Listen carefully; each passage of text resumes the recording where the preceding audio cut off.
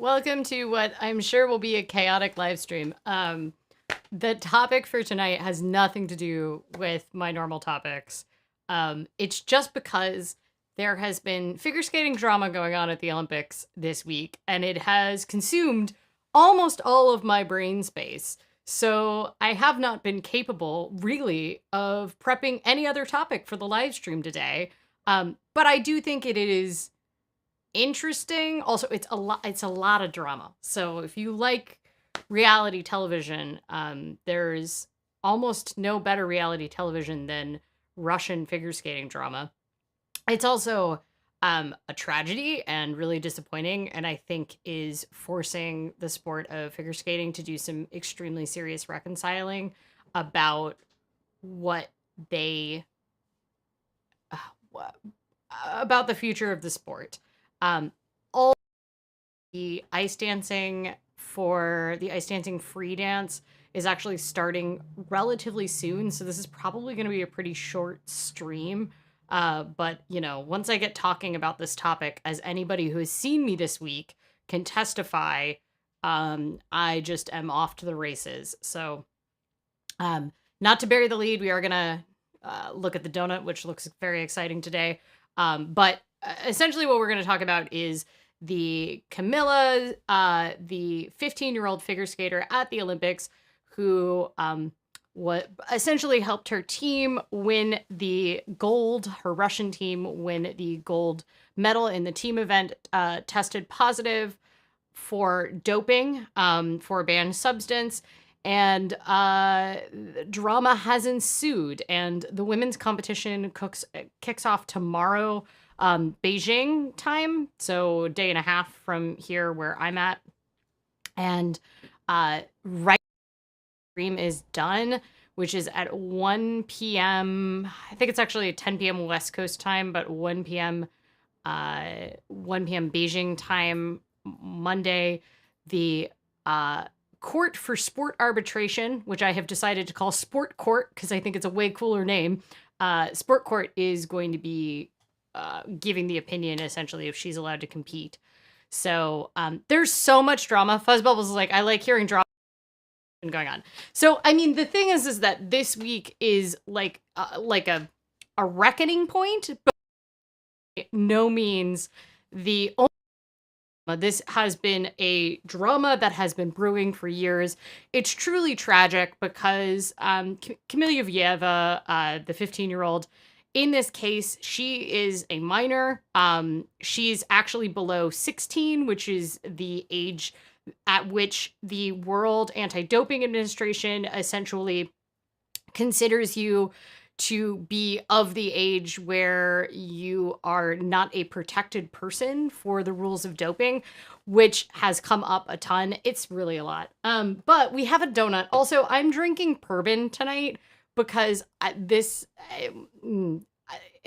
I have wished that I drunk this week because it's been stressful. It's actually been a really hard week to be a figure skating fan. I went into this Olympics being like, yes, Olympic figure skating for like 2 weeks and kind of ignore my responsibilities, and instead responsibilities getting more and more depressed about the state of my sport. So also I'm rocking my like Olympic jacket that is definitely from the Ice Castle Training Center, which is unfortunately no longer, but there's tons of Olympians who have signed it.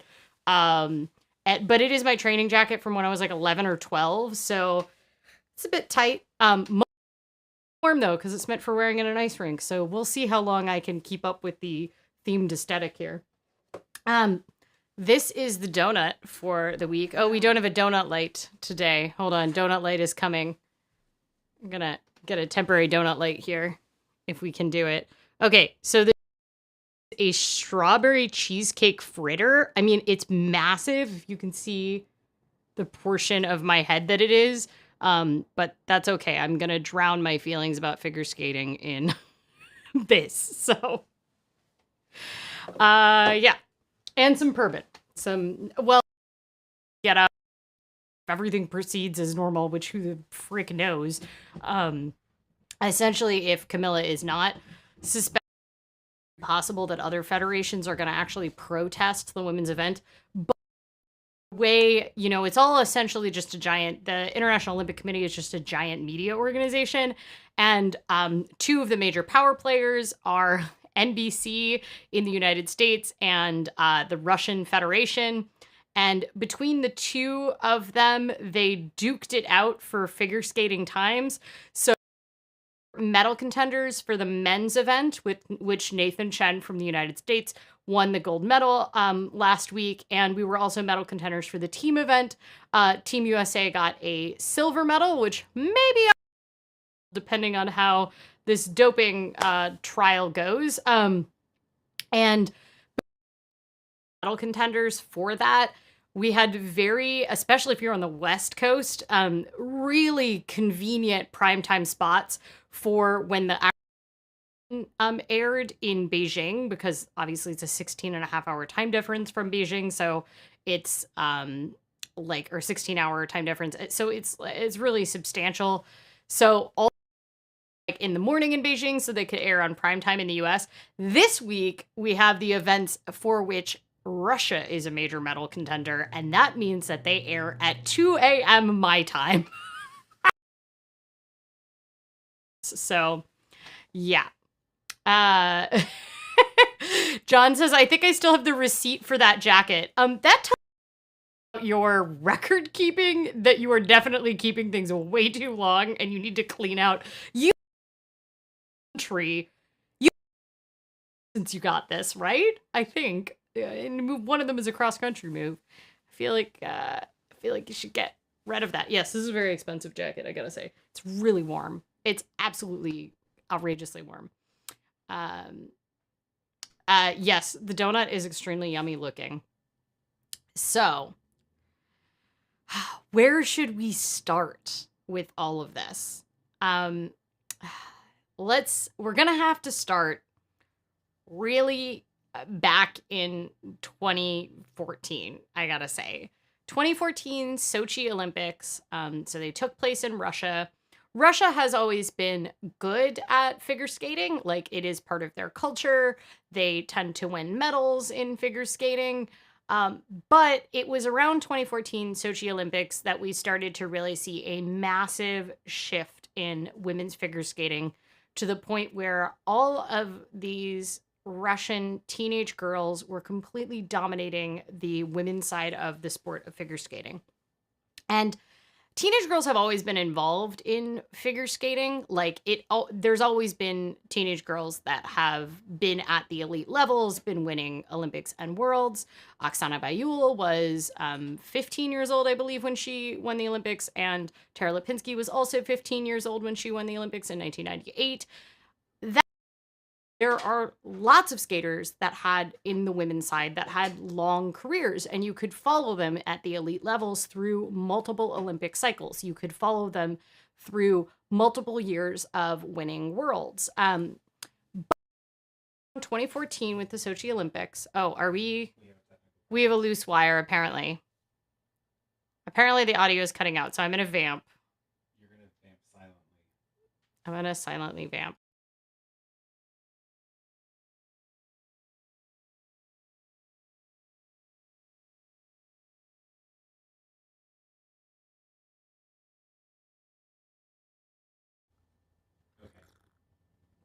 What do we think? Is it working again? Folks, let me know if you can hear me. How much of that rant did you hear? Did it completely cut out? Do I need to do it again? This is the real question. I'm back. So did you hear any of my rant? Do I have to redo it? They only missed the last 2 words. Oh, okay. We're having wires be killed. I'm having so many wire issues in my life. I feel like we're cursed or something. Only lost a few syllables here and there. Okay, good. I don't have to recap.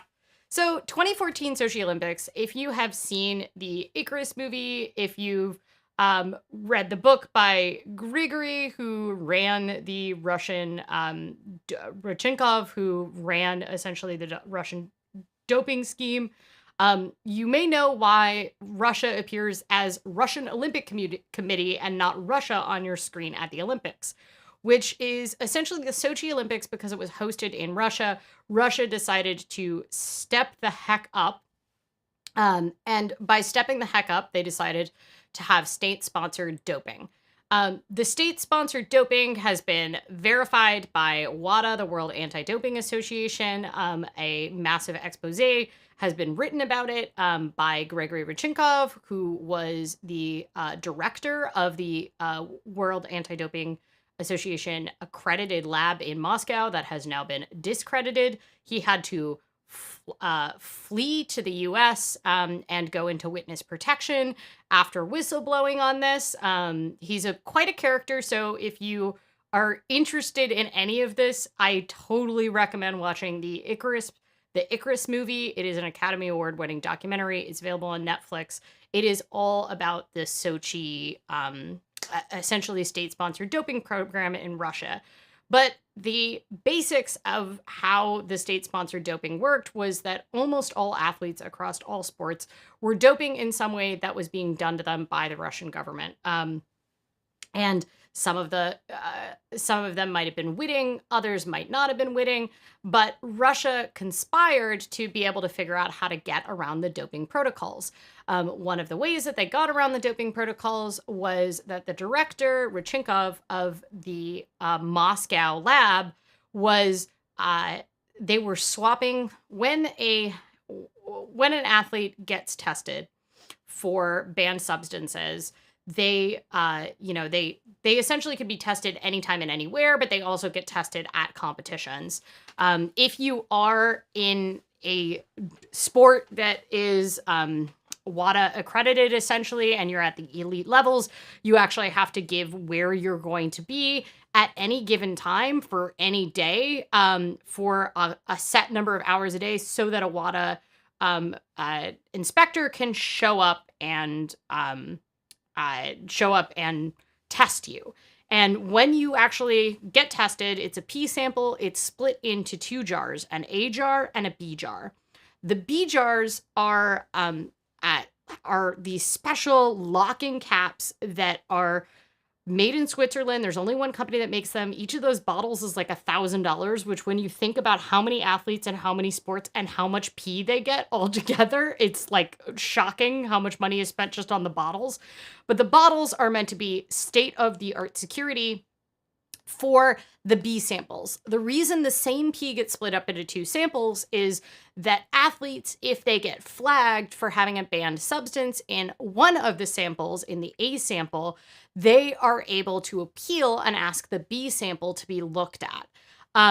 The way that the B sample is stored, it previously could be stored up to 10 years. Now it can be stored up to 8. And it's literally just like banks and banks of frozen pee, with everybody having a unique athlete code. To actually get these lids off, you have to permanently destroy the lids. There's this very expensive machine that breaks the lids in half. However, Russia invested a lot of resources from the former KGB, now called the FSB, I believe, but everybody knows them as the KGB. The KGB invested a ton of resources into being able to break the lids of those B units.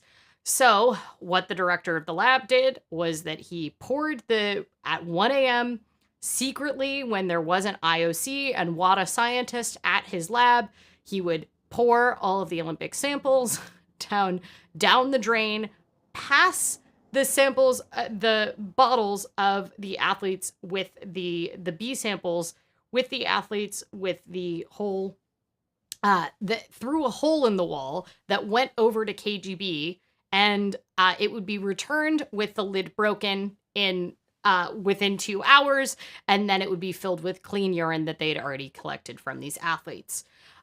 So it's wild. And there was a list of, I believe, 70 athletes.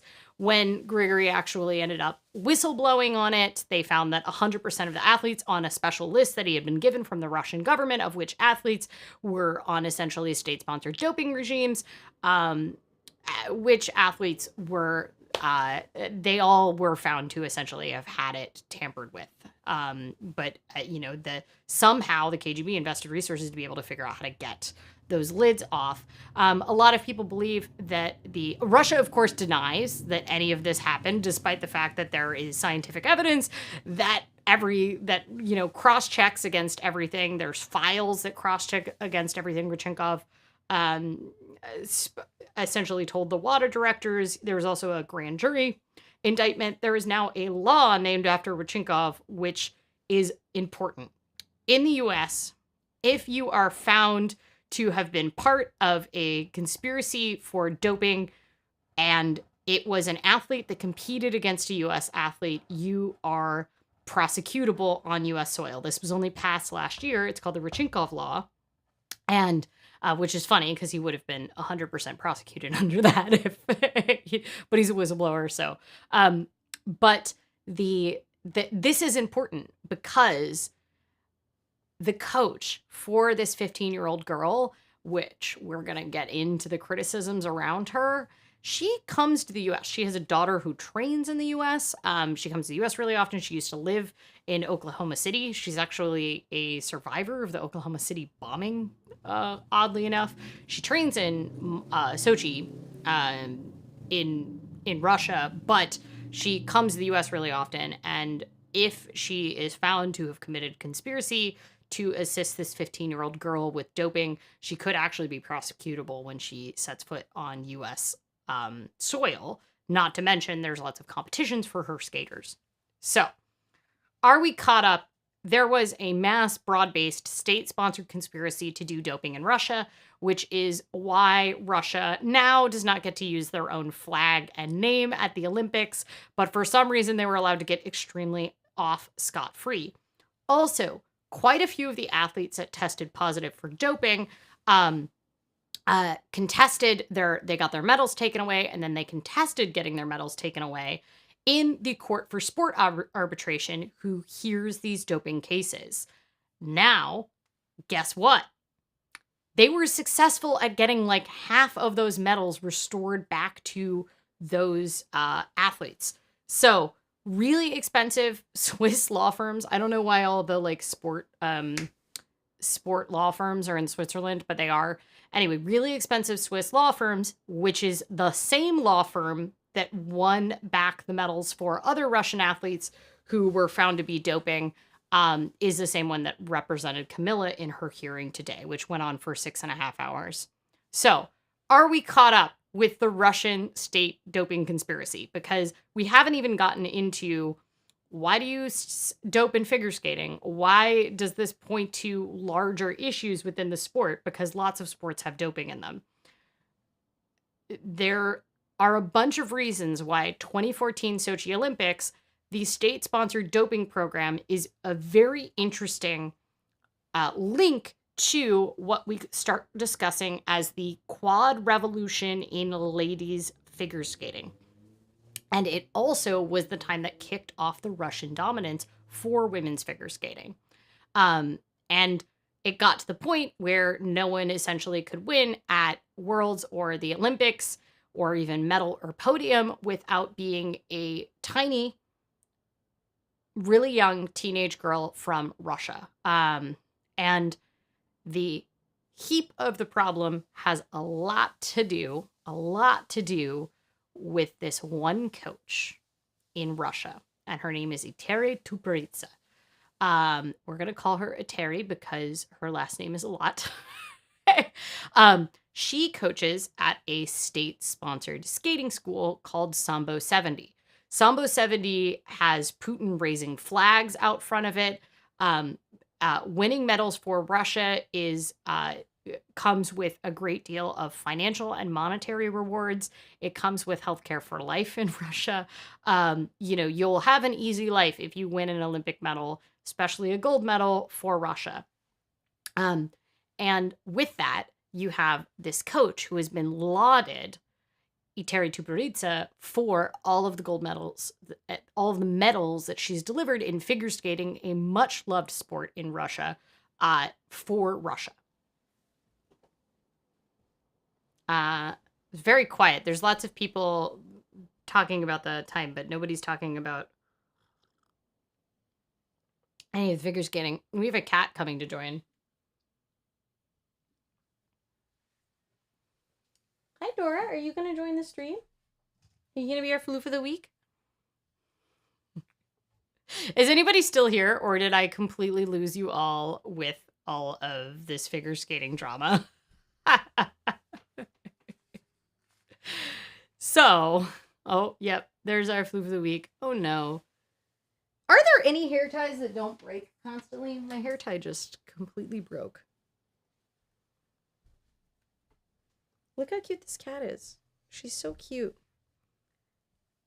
All right, Fuzz Bubble says, I'm here just wrapped.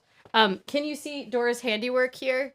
This was a roll that she has slowly pulled down all of it.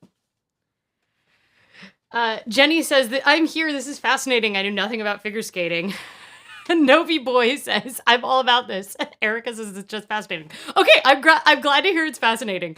I know that this is completely off my like normal topic, but I literally all I can think about this week. So that's good. Thank you for the human check, because you know I could just eat this donut and leave if no one's here. Okay, so let me show you what Eteri Tutberidze looks like. Hopefully we do have the Apple TV working, right?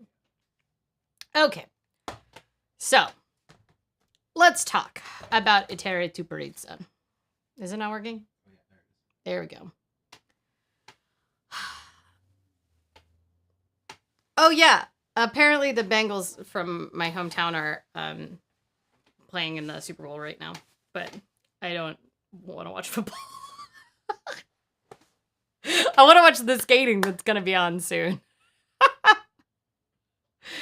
Okay, so here is Eteri Tutberidze. She essentially is credited with kicking off the quad revolution in ladies figure skating. So there's a couple things you need to know about the quad revolution. Women's skating had almost no one doing quads. One, it wasn't really required to win in competition, so it was better to focus on triples, which is obviously a lower rated jump, but still very technically difficult. And very few people were doing triple axels as well. We weren't seeing consistent triple axels since Tanya Harding in the 90s. So generally, we weren't seeing a lot of triple axels. We weren't seeing a lot of quads in ladies skating. But Eteri Tutberidze developed essentially a tactic for getting teenage girls to be able to land a ton of quads. Suddenly, we were seeing lots and lots of ladies in Russian juniors, which is the younger level and the slightly lower level, landing quads, when previously in senior at the elite level, we were not seeing any women landing quads. You know, no Olympic champion had ever done a quad before. There had been no women that had ever done a quad on the figure skating ice on the Olympic ice until last week, when Kamila Valieva, who is the girl accused of doping, started to do it. So we have an interesting combination of things. One, we started to see this dominance of quads popping up, but only from this one coach and this one school, and only from teenage girls. Eteri has not had any luck coaching men. She has had some men that have come to our training camp, and they have all left. Shumo, who is the current bronze medalist of the Olympics that just won last week, Shomo ended up leaving after a 1-month training camp. She described him as lazy, and a lot of this has to do with the type of technique that she relies on for these girls to do their quads. So quads are extremely hard on your body, and Eteri has very much, a lot of people describe it as the old Soviet style of coaching, but it's taken to an extreme that is extremely hard on these young girls' bodies. So these young girls will, starting at age 11 or 12, will be practicing quads. Starting at an extremely young age, Eteri puts them through 12-hour days of skating, which is absolutely more than anyone else is doing. And, you know, she would just say, well, my girls work hard enough. They're not lazy. The other skaters are lazy. But her method for getting them to do quads relied on two things. One, the reason they were doing them extremely young was because it relied on extremely tiny prepubescent bodies. So there's been a lot of allegations within the skating community that she was using puberty blockers, but another way to delay puberty in these young girls so that they can get the tight, fast rotations in the air needed to do quads is food restriction, because that can delay puberty. It is well known that Eteri controls all of, remember, this is under the Russian system, so these girls live at the training camp. They don't live with their parents. Everything that they do is the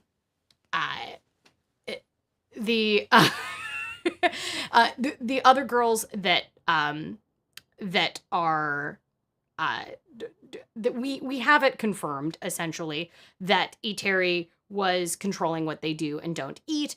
And, that her young prodigy, who we first saw pop up at the 2014 Sochi Olympics, was Yulia Lipinski. Sorry, I'm so bad at Russian last names. So Yulia, at 13 years old, she was already starting to come up on the scene doing quads. She was getting silver at Russian nationals at 13 years old, which Russian nationals is, for women's, is harder to medal at or even be in the top 10 at than it is to medal at worlds for a lot of people because the field was so deep. These girls all train from an extremely young age. They live, the coach controls everything they do and don't do. And Eteri is well known for making them all train on injuries, really massive injuries. Like they would get concussions and they would still be required to spend 5 hours running jumps. They would have a sprained or a broken ankle and they would just be expected to tape it and keep jumping. This is well known. It's documented in the Japanese documentary, 1 in a Million, that is all about Eteri Tutberidze, which unfortunately you can't find on YouTube. But there's a Japanese documentary all about Eteri Tutberidze's like training methods, about Zenyas, who is one of her skaters here in, I was going to say in the red, they're both in the red. It's the slightly taller skater here on the screen. Zenyas, 1 in a Million was this essentially documentary, and it really documents some of the really brutal training methods. Yulia Lipinski, Yulia Lipinskaya, at 15 years old, she skates in the team event, which there's 2 events in the Olympics for figure skating now. There is a team event where you do individual programs, but it contributes to your overall country's team. And then after that, there's individual events or, pairs and ice dancing events. There's a lot of criticism kind of levied on if you make a skater skate essentially both the short program and the free program in the team event, you may be tiring them out. So Yulia does incredible. She has all of these eyes on her at an extremely young age at the Olympics, does spectacularly, helps her team win a gold medal, and she gets absolutely wrecked because she skates both of them, and ends up having really rough programs for her, and goes to 6th. It has been, when she, goes to 6th, which was not the expectation for her, the next year she starts to go through puberty, and as she becomes a more filled out skater, instead of this tiny skater that she was, I'm trying to find, here's Yulia. Instead of being the tiny skater that she was when everybody was proud of her and doing all these quads and everything, she has trouble getting the rotations through for these quads anymore. Eteri says that she was subsisting just on powdered shakes. Yulia has said that Eteri was keeping them from drinking even water at the Olympics, and they would just wash out their mouth and then spit it out in order to keep every gram down, essentially. They also keep, every day they get weighed in. Every single skater gets weighed in. And she's constantly calling them like fat and saying that they need to lose weight. Cheryl says, bye, going to watch halftime. I mean, that sounds more uplifting than what I'm doing here. So Yulia ends up not able to sustain, essentially. She tries to move to a different coach because Zenyas, Evgenia Medvedeva, who is over here, this long-haired one on the side of the screen, Zenyas, who we're going to call Zenya because her last name is also hard for me. I'm sorry. I read these names all the time, and then when I actually try to pronounce them, it's just like Russian last names come out hard for me. But Evgenia, otherwise known as Zenya, she is starting to rise in the skating world. She's yet another young 14 and into 15-year-old here, and Yulia doesn't feel like she's getting enough attention in her rink because Eteri is putting all of her emphasis on this, and Eteri is calling her fat. So Yulia switches to another coach. She ends up like having such a bad season, trying to go to this other coach and not able to get any of her quads around because the technique that she has been taught is entirely taught for a prepubescent body. And she says at the time that she ends up leaving the sport at age of 17, like every single girl that Eteri Tutberidze has coached, that she's been suffering with an eating disorder for about 3 years, and she ends up having to go to an eating disorder clinic in Israel for 3 months to start to recover. And yes, Jenny says, as a mom, I'm utterly horrified. These poor girls. I mean, that's also the thing to understand is like, I think it's very easy. You know, there was an interview with Raf, who's a coach that kind of grew up under the Soviet system. And he was really trying to emphasize that if you come from a, you know, Western perspective on this and you don't come from a Soviet perspective, you're just not used to the way in which a lot of these more countries that have state-sponsored programs, let's put it this way, countries that have state-sponsored programs, the amount of control they have in your life, the lack of questioning that you essentially get, and also the very little agency that parents get. So, you know, leading all up to the final Kamila issue of this past week, but Camilla's a 15-year-old. She's in this massive international eye. She's just found out that her coach has probably been doping her. I mean, I don't know if she knew. I suspect that she didn't know, because it's well known that Eteri gives her girls vitamin boxes when she doesn't tell them what is in them at training camps. Like, we have plenty of witnesses that know that within the skating community. You know, Camilla's sports psychologist from the Russian team told her not to call her parents because they would distract her too much. So this poor girl doesn't have any support, essentially, because the people that have been her coaches are the ones who've put this into it. Craig says the backstory is unreal, so shocking, hard to understand the motivation for such measures. I know it's hard to understand, but the other thing to understand is like, you like skating, you're in a country where skating is highly, highly respected, and you know that your career will go extremely short if you don't peak at this young level, right? Because, you know, one of the skaters who was hoping that, you know, realized that she was going to be 18 years old for the 2026 Olympics was like, these Olympics just came at the wrong time for me because she's a year too young to compete now. It's 15. And she's, you know, and she was like, I'll be too old at 18. I won't be able to land quads. To date, there has only been one adult woman to land a quad in competition who was a Tutberidze girl. And it was also the last time that a quad was landed by an adult woman in competition. So the technique that she has these girls doing, it's really important to understand why this is so damaging on their bodies, because it's not just that there's this constant treadmill of young girls that she's bringing up and then replacing with the next available model, which is constantly happening. I mean, she's constantly like rotating these girls from the juniors up to the seniors. They spin, like Zenya had a 3-year career and we all were impressed with how long that was. And you know, it's not just that. It's because she's doing permanent damage to their bodies. One, the delaying puberty with restricting food and making them work 12-hour days on the ice, which is, I mean, it's like not conceivable. So the best skaters might do back-to-back run-throughs where they do 2 run-throughs a day, and that is really exceptional. her skaters, she has them doing 4 run-throughs a day, which isn't even like a conceivable amount of run-throughs to do for these top-level skaters. Really hard on her body. And she just drills them really excessively, which is where the interest in, well, this massive state-sponsored Russian doping scandal started at the Sochi Olympics. At the Sochi Olympics is where we start to really see the rise of these young girls doing quads on the end, these young girls doing really exhaustive jumps under Eteri Tutberidze. And Eteri's methods require them to spend about 12 plus hours in the rink.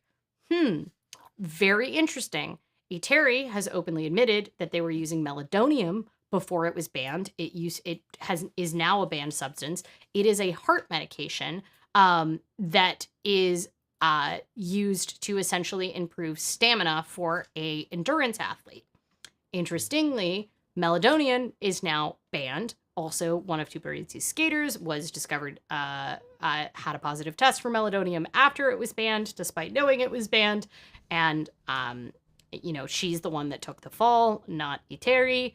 But the doping that our young girl Kamila that was found positive to have was also a heart medication. And Eteri has openly talked with the skating press about the idea that she needed to find some vitamins, because she calls them vitamins. She needed to find some vitamins to replace the effects of meldonium once it was banned. So it really is like, it is mildly,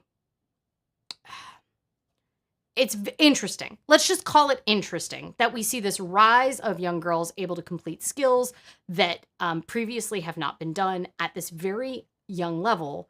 And we see it they're all coming out of Russia. They're all coming out of a state-sponsored skating school in Russia at the same time as the Sochi Olympics, when we know that there was a concerted effort by the Russian government to have doping in Russian athletes.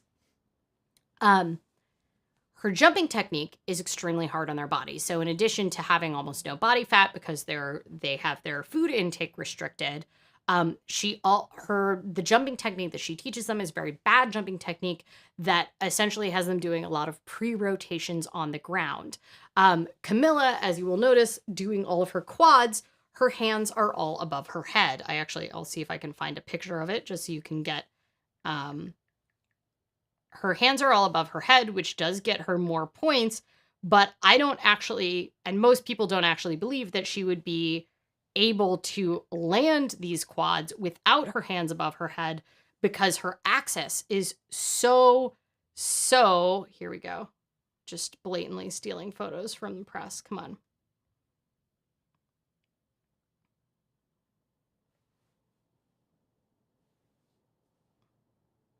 We'll see. I'm trying to load a page. Yeah. Therine says Eteri's been sketchy for a while now. 100% Eteri has been sketchy for a while now. So this is how Kamila Valieva does her jumps in the air. You do get extra points for this, which is called a Rippon variation, named after Adam Rippon. And it gets you more points, but they're actually using this because they're using this to help offset her axis. So I don't believe she could actually land these jumps without it. But the pre-rotation puts a ton of torque on your lower back. And essentially every single one of Eteri's young skaters that have been known for doing quads have come up well. So Evgenia Medvedeva, Alena Zavatova, Sasha Trusova, Kamila Valieva, they all have had back problems. So Kamila, her back, she's only 15, but by 17, most of Eteri's best skaters end up leaving the sport. Quite a few of them have to go on hormone therapy because of the delayed puberty. And all of them have very screwed up backs. And the reason they have screwed up backs is because the amount of torque and pre-rotation they're doing, combined with the extremely high reps with almost no body fat.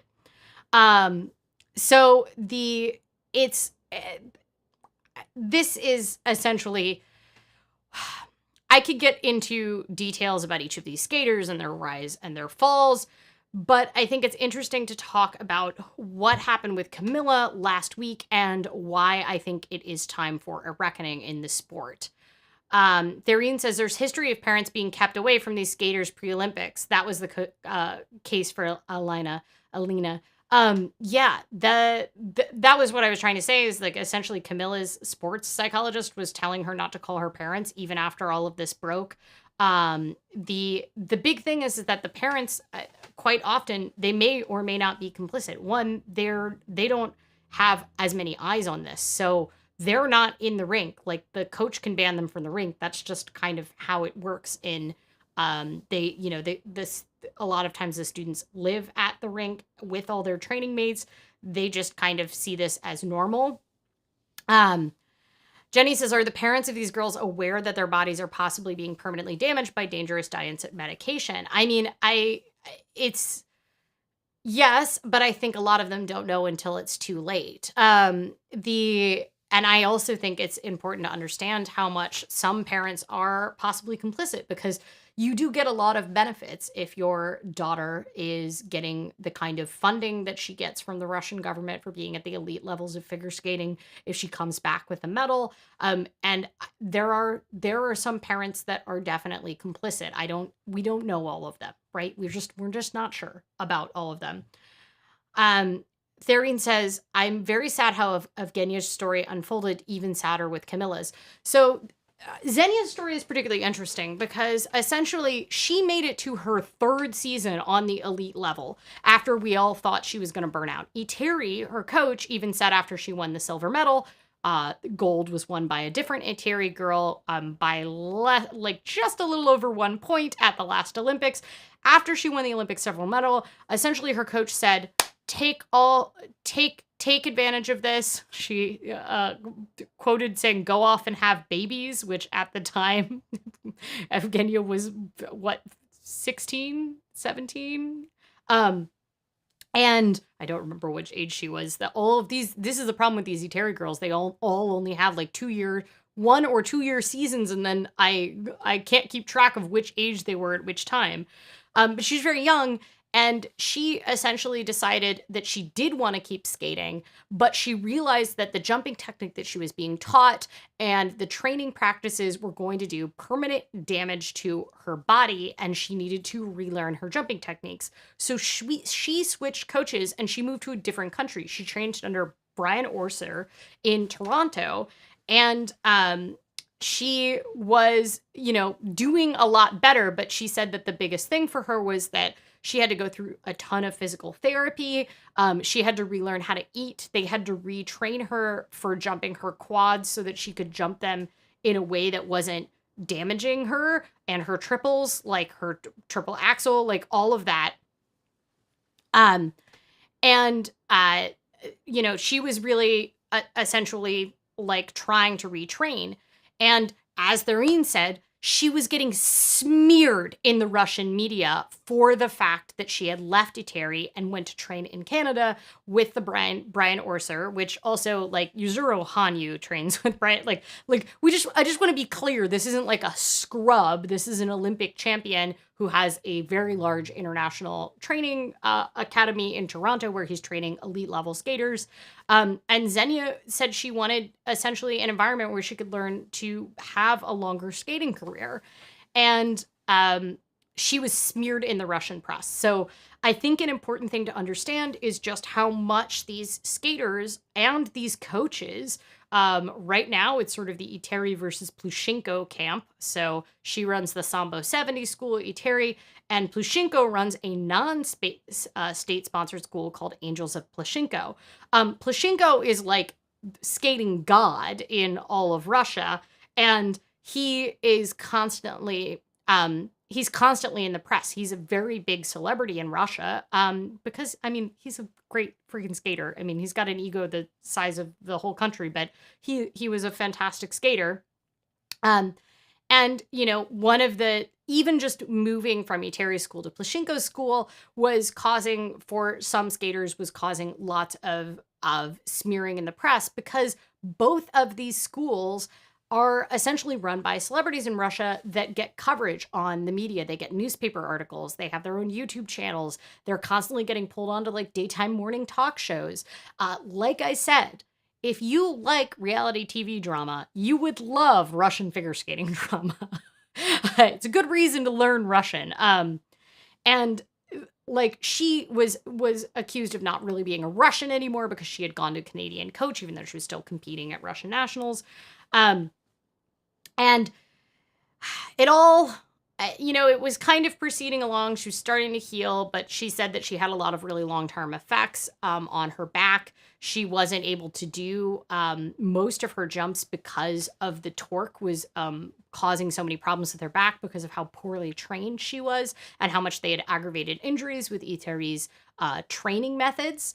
And like she, then the pandemic happened and the borders to Canada closed and Zenyas was forced to train with like some Zoom sessions with Brian Orser over the border. And she was, meanwhile, there was massive drama going on in the press. They were still calling her a traitor, blah, blah, blah. Which she also had the Order of Friendship, which is like the highest honor that civilians can get in Russia. Also comes with lifetime healthcare, fun fact. But as American, I can only, she was being speared in the press and essentially Eteri was like constantly attacking her. And it got to the point where the borders to Canada were still closed. At one point she would have been able to go back, but she wouldn't be able to bring her mom and her support system with her because her mom was on a different visa. So she essentially got bullied into going back to Eteri. Eteri only trains one way, which is constant repetitions, extremely long days,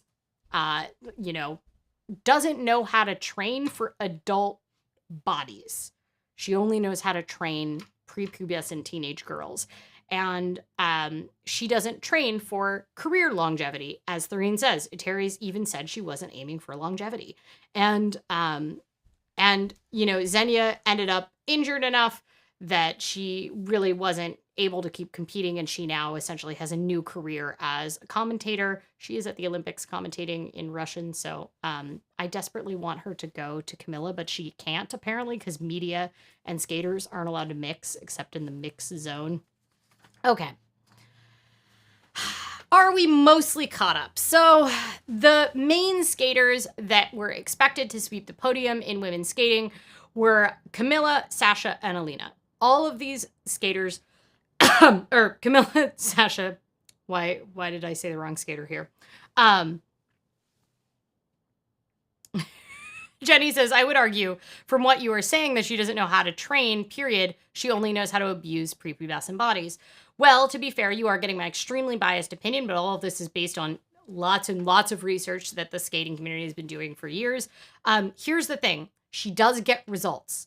So we can say she doesn't know how to train, but she knows how to win Olympic medals. She has had all of the past Olympic medals. And she has had all of the Olympic medals since 2014 in women's skating. She is dominant. I mean, she's just the dominant skater. Also, the International Skating Union, despite murmurings about her, gave her Coach of the Year last year, which is... So anyway, we can argue all you want she doesn't train for career longevity, but she clearly knows how to train for girls winning medals at the age of 14 and then burning out before the age of 17, permanently injured.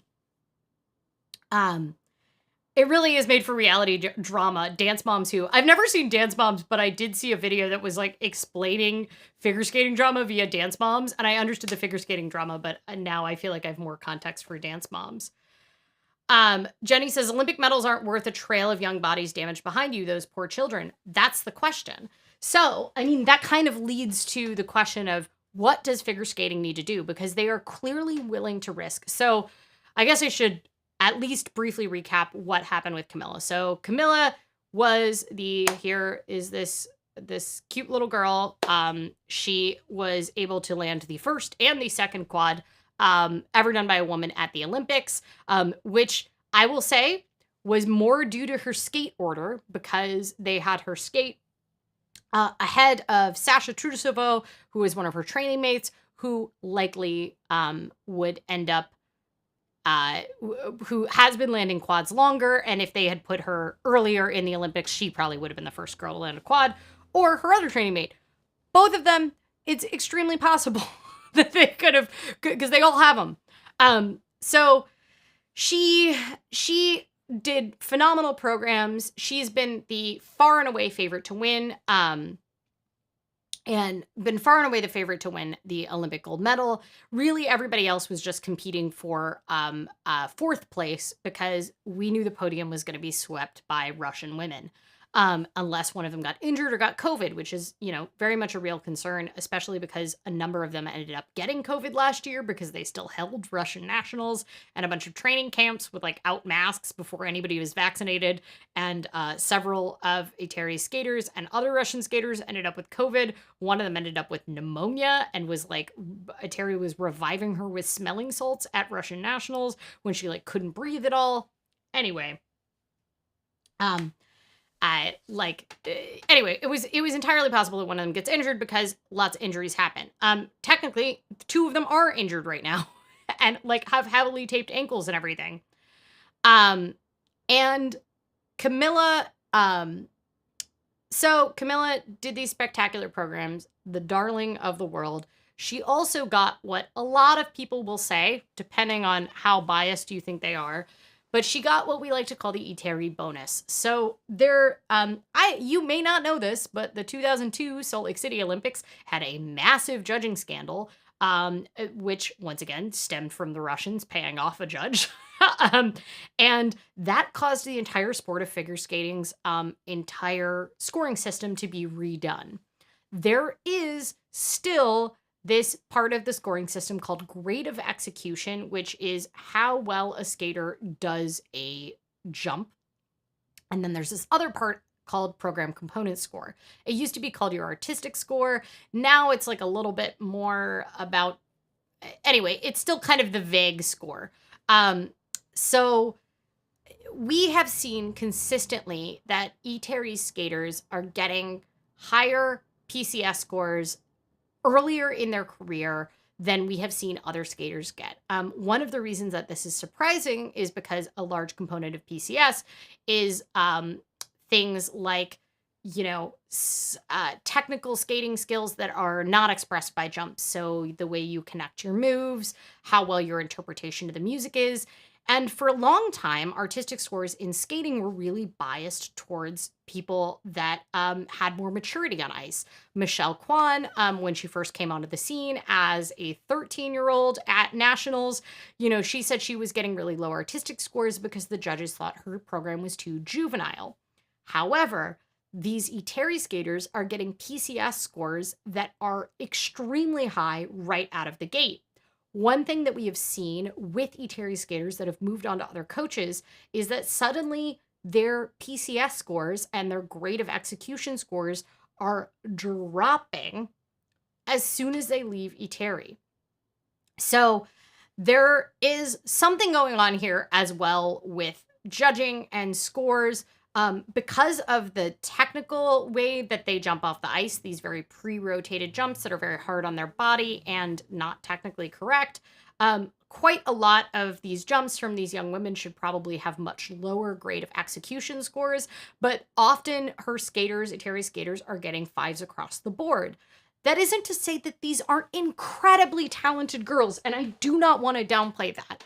These are incredibly talented girls that were identified extremely young in the Russian system, brought up to be, brought up in these systems, have perfected skills, have incredible work ethic, have great innate talent, and are putting in the work to have these kind of elements at a really young age.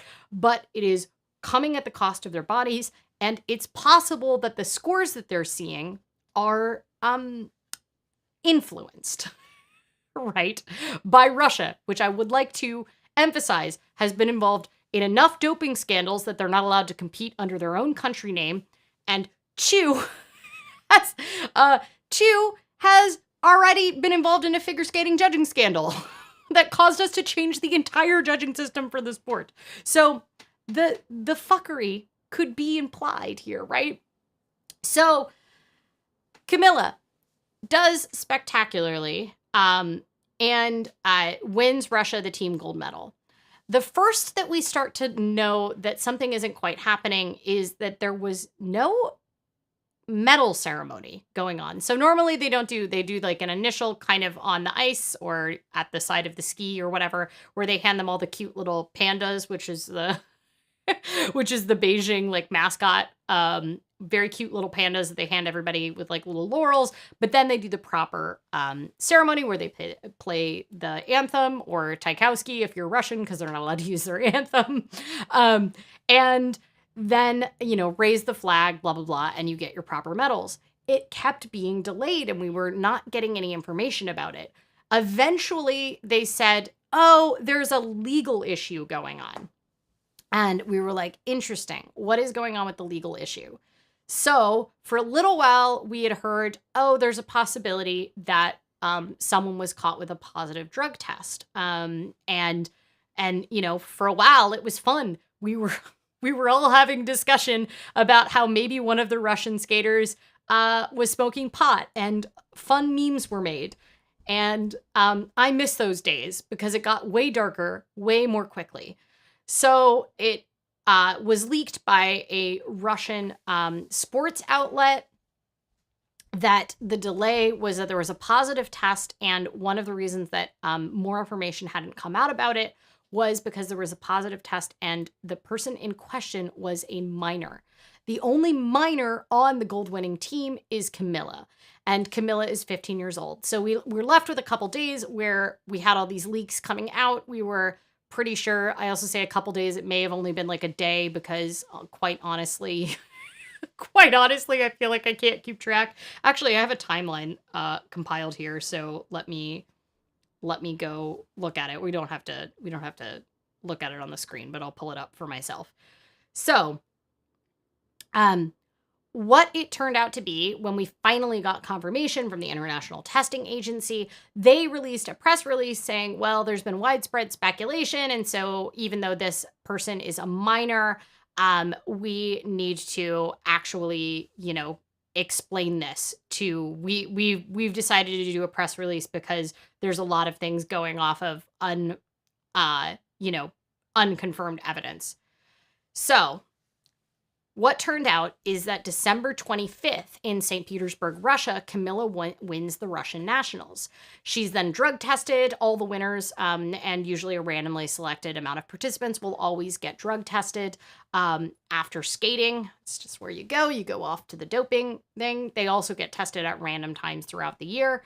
And RUSADA, which is the Russian anti-doping agency, which is literally a contradiction because they have never had anti-doping in Russia. They've just had doping and cover up the doping. But RUSADA is under the jurisdiction of RUSADA, who isn't even allowed to send their own tests because their WADA lab has been decredited and they're under sanctions for their fuckery with the Sochi Olympics and their massive state-sponsored doping. But RUSADA still has to collect it because it's an event under their jurisdiction. So they test Kamila on December 25th. Then January 15th, Kamila wins the European Championships. She would have also had a test pulled at that time as well. We don't know the results around this. So February 4th, Kamila competes in the team event. And at this time, the Russian Olympic Committee says that at this point, sometime between February 4th and February 7th, Kamila's December 25th test comes back with a positive for a banned substance. And the banned substance is a heart medication that can improve performance. What is important to understand about doping is there's some medications that are banned only in competition and some that are banned in and out of competition. The substance that she tests positive for, trimethazidine, we just are going to call it TMZ, is a heart medication that's not even allowed for minors under 18, and it is used for angina or congestive heart failure. It is not the kind of medication that an athlete would be taking for anything. It's also a relatively rare medication. Once again, it shouldn't be allowed for skaters under 18. So this doping test comes back positive right after she wins the free skate. The reason that it comes back for the team event, the reason it comes back positive so late is, one, Rosada is not allowed to test their own samples anymore because of the sanctions that they're under for the fuckery. And it has to get sent to a WADA accredited lab in Stockholm. So the Stockholm lab says it took about 6 weeks to have the sample come back, because they were closed for almost 20 days due to coronavirus outbreaks among staff. That being said, a 6-week delay is not entirely unusual. Usually it takes about 20 days to get these samples back, but these aren't like super easy runs that they're doing. These are very exhaustive tests that they're doing. And so it can usually take like a couple weeks to get these back, but it takes almost 6 weeks, which is very interesting. So Rosada has to immediately suspend her. If a athlete has a positive test, they have to immediately suspend her. Rosada announces to the ITA and that the International Testing Agency, they inform the Russian Olympic Committee and that she is now suspended because she has to be at least provisionally suspended, even if she's going to appeal it. That includes like not being able to go to practices or anything. But because she is a minor, which is called a protected person because she's under the age of 16, they don't make it public. Normally they would make it public for someone over the age of 16, but she's considered a protected person under WADA code. So immediately, she then, her team, I don't even know if it was her. I don't even know her as the athlete, as a protected person, as a minor, goes and gets their lawyers. Russian Olympic Committee, Rosada goes and appeals Rosada and asks for the provisional ban to be overturned. Once again, it's still not public really at that point because she's a minor. And the reason that Rosada is able to do the suspension on her rather than the International Olympic Committee is because that test was taken at the Russian nationals, which is under the jurisdiction of Rosada. If it had been taken at the Olympics, then the Olympics would have been able to suspend her. They immediately overturn her ban, and she shows up in practice again the next day around the time that this story is breaking. So basically, the Russian Olympic Committee lawyers just tell Rosada, hey, you should lift my provisional ban.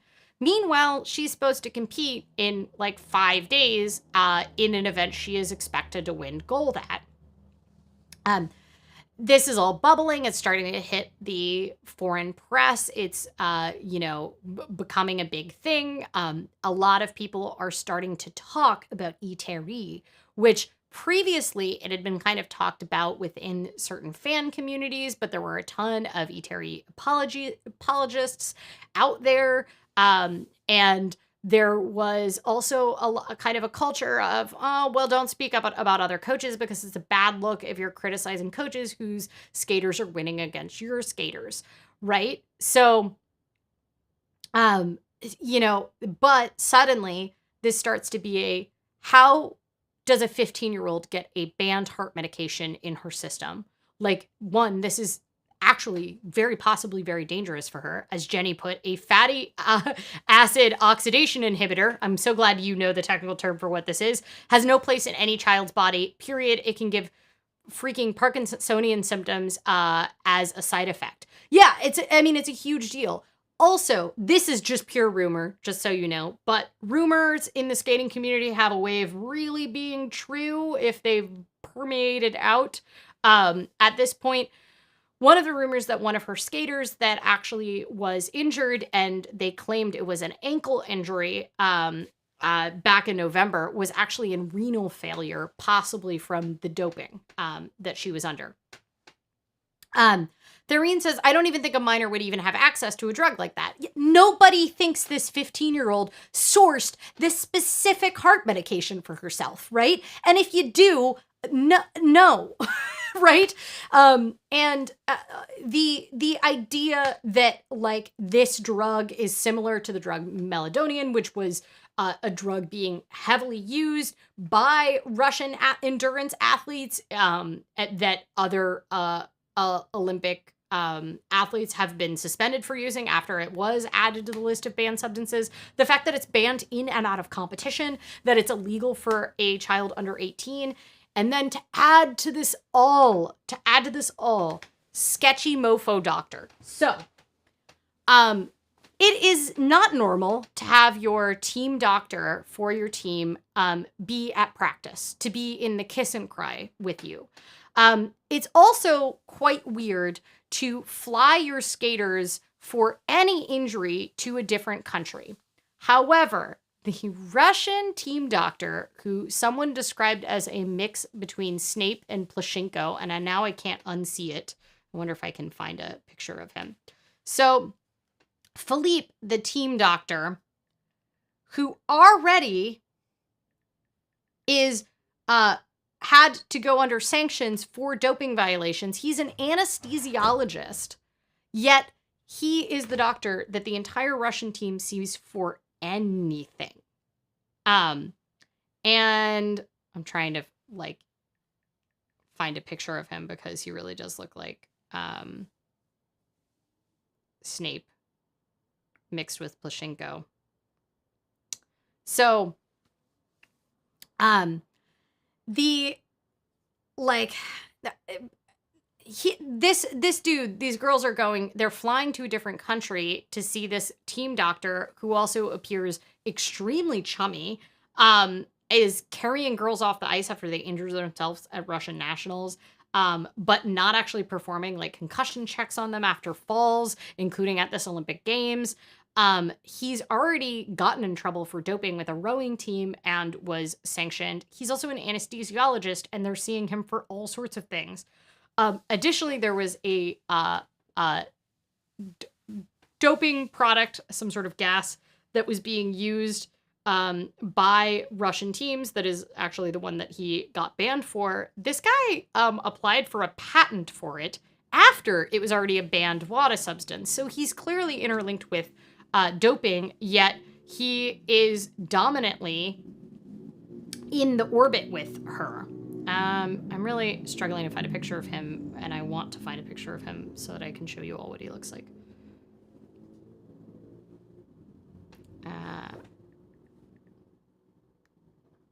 Let's see. I know he was in the German news article. Oh, we just switched to the cat.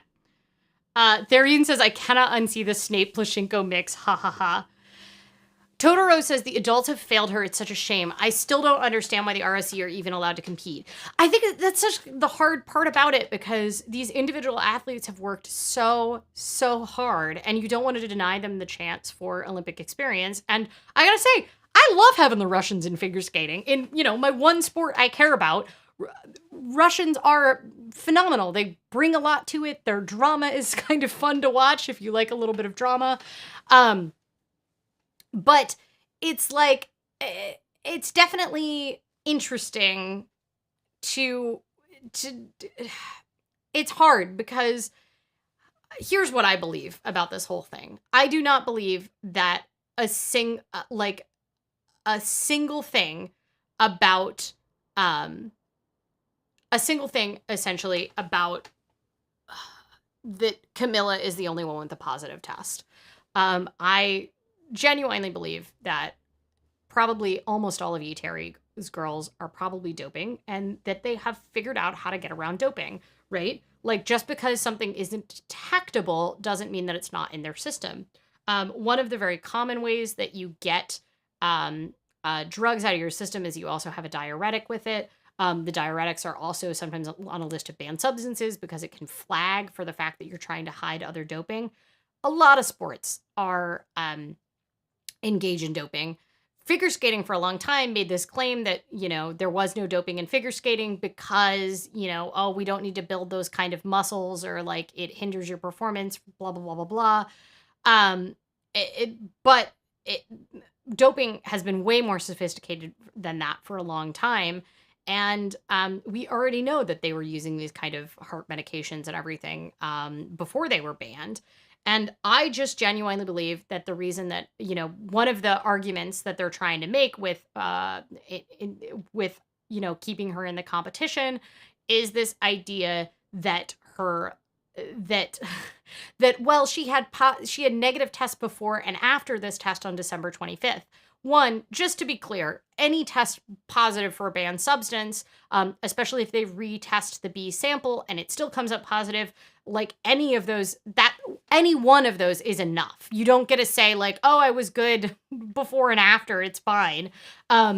And two, what I really think is that the calculations were off. I think one of the reasons that they may be weighing all of her skaters every day is to help calculate out metabolic effects of the metabolic, performance enhancing drugs that they're using, and making sure that they are actually getting it out of their system. And, what I'm no expert in any of this, but what I have seen experts say about it is that your metabolism can change if you're sick. Quite a lot of these skaters got COVID or had other illnesses. Your metabolism can change if you're sick, and that can throw off whether or not it gets out of your system fast enough. And I think it's extremely possible that that is what happened. Thereeen says, the Russian skaters are really talented and big dreamers, just sketchy methods. I know. And I love the artistry of so many of the Russian girls, but it's hard to watch it and know just how bad it is. Squirrel says, can we also talk about how Tutberidze teaches horrible jumping technique? All three girls don't perform correct flip lutz jumps. They take off on an edge and forward, which is a loop, not a toe jump. Yeah, so I talked a little bit about how their jumping methods damage their body, but there's also a lot of really bad jumping techniques that should be downgraded for grade of execution. The flip lutz thing is really technically kind of complicated if you don't follow figure skating, but essentially we have 8 edges in figure skating, backwards and forwards, and then inside and outside, and then left and right for each of those feet. And the lutz jump is supposed to, wait, hold on. I'm trying to remember which kind of edge we go in with the lutz. I'm making my body do it. The lutz jump is done on the outside edge. And the flip jump is done on the inside edge for takeoff. If you have what is called a flutz, that means that essentially the lower rated flip jump is actually how you're taking off for your lutz. And this is a really common issue. We've actually seen it with a lot of Zenyas. She tried to retrain with Brian. And then additionally, there's a lot of issues with sort of the wraparound that they have in their body. Jennifer says, I'm just sick of the sport, be it figure skating or gymnastics, not caring about the damage they do to their youth. It makes me angry. So I genuinely believe that we might be at a breaking point in figure skating because of this Kamila scandal. And I'm really extremely sorry that it had to happen on the back of this 15-year-old girl. Possibly literally. That was not an intended pun. Because she's been failed by her coaches. She's been failed by the team doctor. She may not even be witting to the fact that she is taking performance enhancing drugs. It's quite common for the coaches to give them supplements and everything. She may have no idea that none of these girls may know. And her other students that they're at the Olympics might now be questioning if they're on performance enhancing drugs. That being said, a 13-year-old skater who is skating in the Olympics now for a different country because she was essentially run out of Russia after saying on an Instagram live that all of Eteri's girls are doping. She was 13. Her parents tried to write it off of, oh, she's just, Arina Slutskaya, who a lot of people maybe suspect was doping back in the day. Another wonderful Russian figure skater from previous generations. They all were trying to be like, oh, she's just a silly girl. She didn't mean it would be taken out of context. But her level of confidence that all the Eteri girls were doping is fascinating. The under rotations on jumps is a big thing. Jenny says, so limiting water intake combined with taking a very strong and unneeded cardiac med will most likely cause renal problems in the future. I mean, so that was what was mentioned was one of her skaters who was suspected of having they said it was a stress fracture on her ankle, which, just to be clear, a lot of Eteri girls end up competing with fractures on their feet. The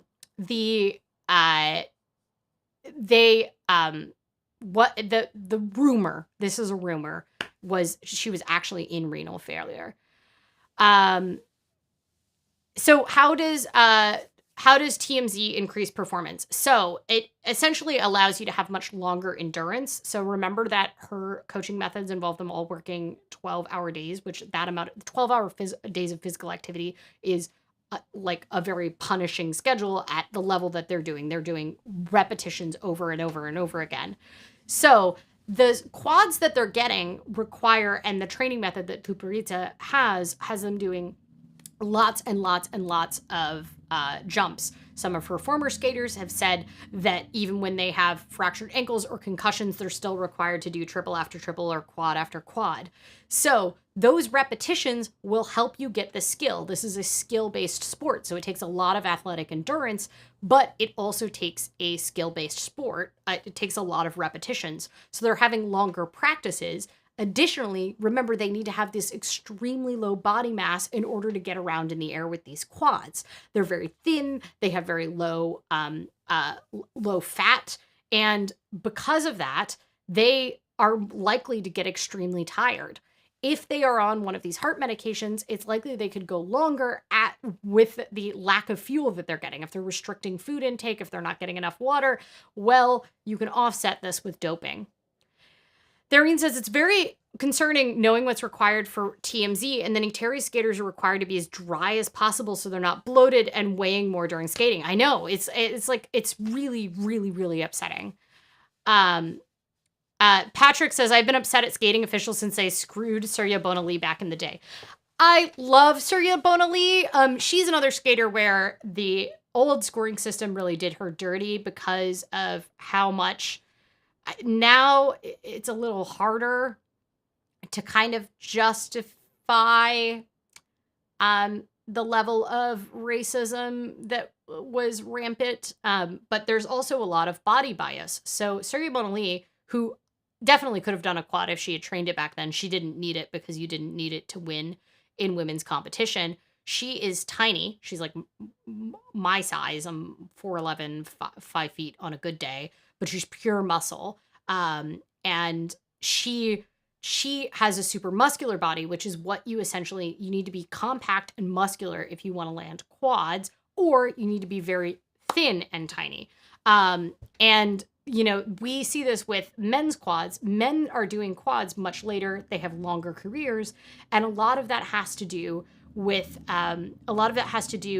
the like muscle to mass ratio. So men after puberty are likely to have much lower fat content in their body than women after puberty are. So that's part of the reason they can have longer careers. And it's sort of a muscle to weight ratio. But Surya Bonali was done dirty. I will say, I think some people are always just angry about the fact that, she didn't get points or whatever for the backflip. She knew it was a banned skill when she did the backflip, and she had already fallen on a jump, which is why she decided to do the backflip she made a trade-off. She decided to get the crowd going. So Squirrel Trapper said, any idea when the decision is supposed to be released? I heard it might come out at the Ice Dance press conference. So it is supposed to come out in about 3.5 hours from now. So they said 1 p.m. Beijing time, which would be 10 p.m. PST, which is my time zone. It's really brutal for the Europeans. Sorry. That being said, I'm supposed to wake up at 2 a.m. to watch skating. So they said that it's going to come out. I guess I should note what actually the road so far has happened. I got through all of her tests, but then I didn't mention the rest of it.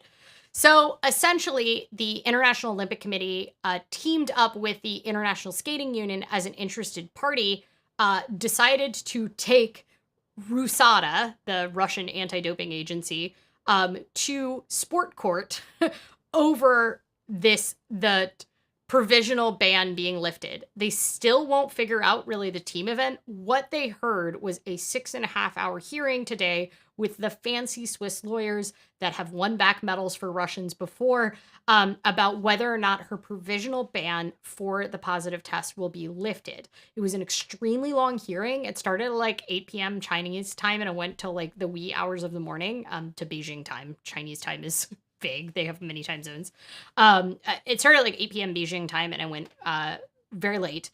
And I presumably are going to get some sleep. But yes, it probably will come out right after the ice dancing.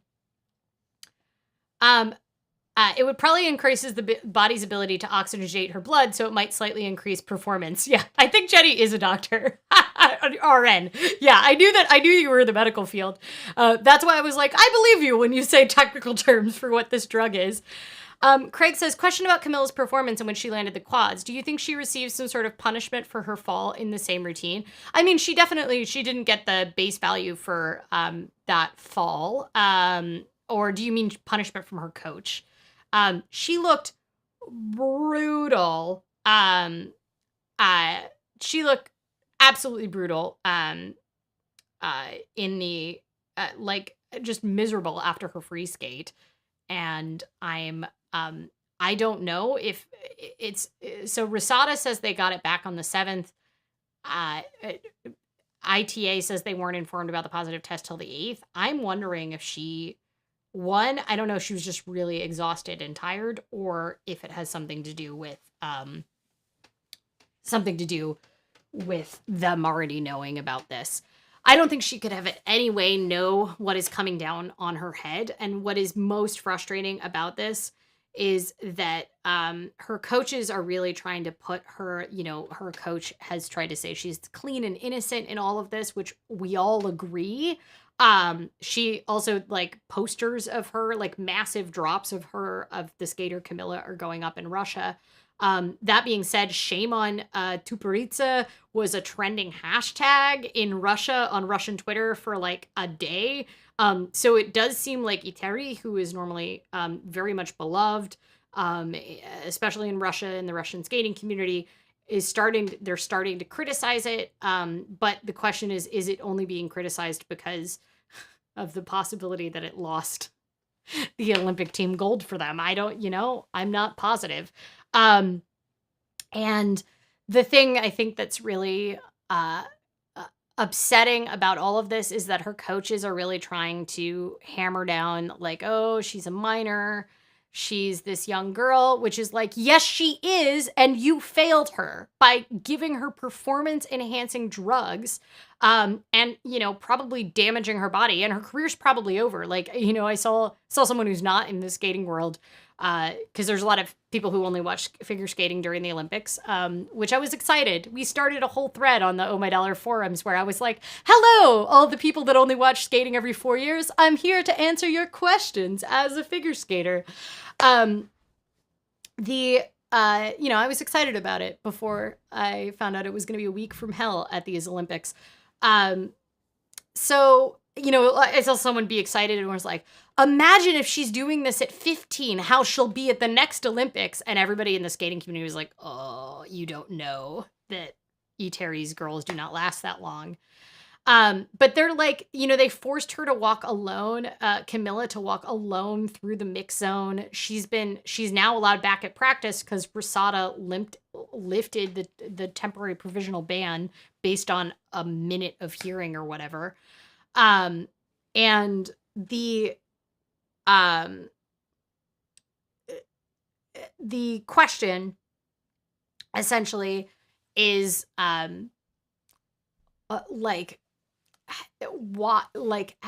much that her coaches are trying to use her as a shield of being like, she's pure and innocent, she didn't know. They've tried every tactic possible in the PR move, which is, they've put her, they've, claimed like, oh, she was taking care of her grandmother. Maybe she got her grandmother's heart medication.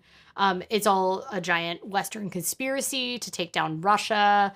I genuinely don't believe, I respect all of these young Russian girls so much. They are incredible skaters. I I do not believe that any of Eteri's girls are clean, and I strongly suspect that some other girls, some other skaters, not just girls, some other skaters in Russia are also doping. I think that we know that doping happens in figure skating, but in countries that don't kind of have as state-run sports programs, it's more of an individual thing than it is state-run. I do strongly believe that there is a very strong possibility these other girls have some other kind of banned substances being given to them, and essentially the calculations were just off for Kamila. Squirrel Trapper said the old scoring system was terrible, to be perfectly honest. Only a few skaters had a chance to medal after the short, and a lot of the decisions came down to reputation. 100%. It's homophobic. It was a homophobic and racist thing. We weren't even allowed to wear pants until 2008 in the ladies competition. Like, there's all sorts of ways in which it is flawed. Totoro says was there Russian doping during the G&G era and the Plushenko era? So, well, we know that there was doping happening in Russian sports in 2014, which was Plushenko's last Olympics. Whether or not... Was that his last Olympics? Oh, no. 2010 was his last Olympics. Ugh. We don't know. We've never been able... I mean, they still deny the state-sponsored doping that has been proven scientifically. So, yeah, I don't know. The Journaling Broom says, these poor girls, I honestly worry about them. I'm so worried about Kamila because she's stranded in a country. She doesn't speak English. She doesn't speak Chinese. She's stranded. She's just found out that her coaches have probably been unwittingly doping her. And the only other people that she has to talk to are her competitors and training mates. And, Zenya is also at the Olympics, and she's definitely tried to talk to her in some way, but she's not able to talk to her in person because there's no mixing. Like, the sports psychologist told Kamila not to call her parents.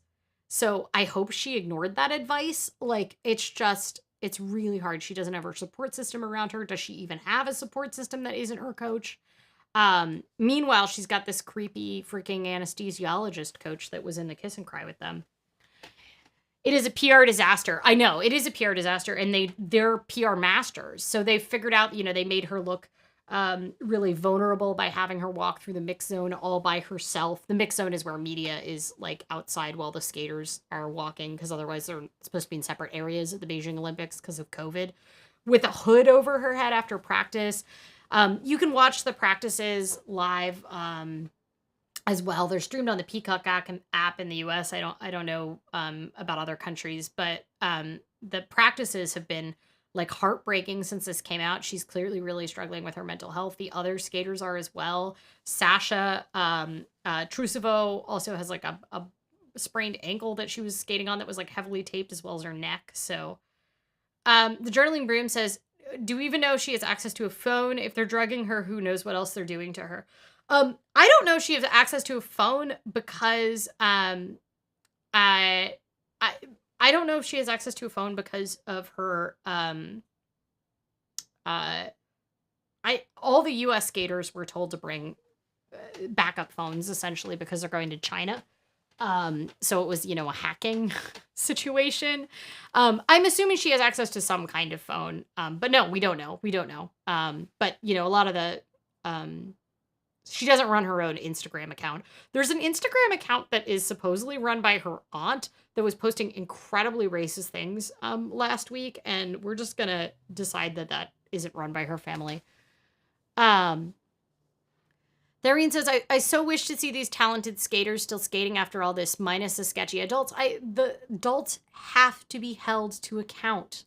This has been going on too long, and if anything is going to toss it over the line, it has to be a 15-year-old girl being drugged by everyone suspects her coaching team. One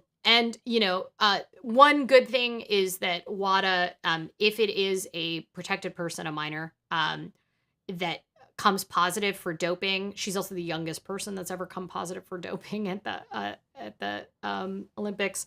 But if it is a minor, the entire entourage, which is her like parents, her coaches, her doctors, they all get investigated by WADA. The thing is that the WADA investigation that uncovered this like massive Sochi statewide sponsored doping, what did it end up? What? They still got to compete. They got a slap on the wrist. So, and you know, Russia knows how to protect people that it likes, and it likes Eteri. She has won a lot of medals for them. So I hope that she manages to get away from these abusive people and grow to a healthy adult in the future, in spite of all these adults that are trying to keep her from that. I will say that Plushenko seems to be courting her really heavily on social media to try to, you know, Plushenko is always trying to steal students from Tutberidze. I gotta say, Plushenko has way better technique. He's like the oldest or second oldest figure skater to ever win a medal at the Olympics. Dude's like one of the greatest of all times. He seems to care more about his students. He still very much coaches in kind of the Russian style, the Soviet style, because he grew up, you know, came up under that style. But, you know, a lot of people were like, oh, can she go to Brian Orser in Toronto? I don't know. I'm really worried because her career is forever going to be tainted by this, whether or not it gets lifted or not. Squirrel Trapper says, can you go over why there's all this drama on the choreography on the Eteri team? Why do people seem to hate him? I think people just don't like him because he's kind of creepy. I don't think there's any, like, specific reason that they don't like Danelle. He's just creepy. Let's see if there's anything I don't know about it. I think it's just the creepiness about him.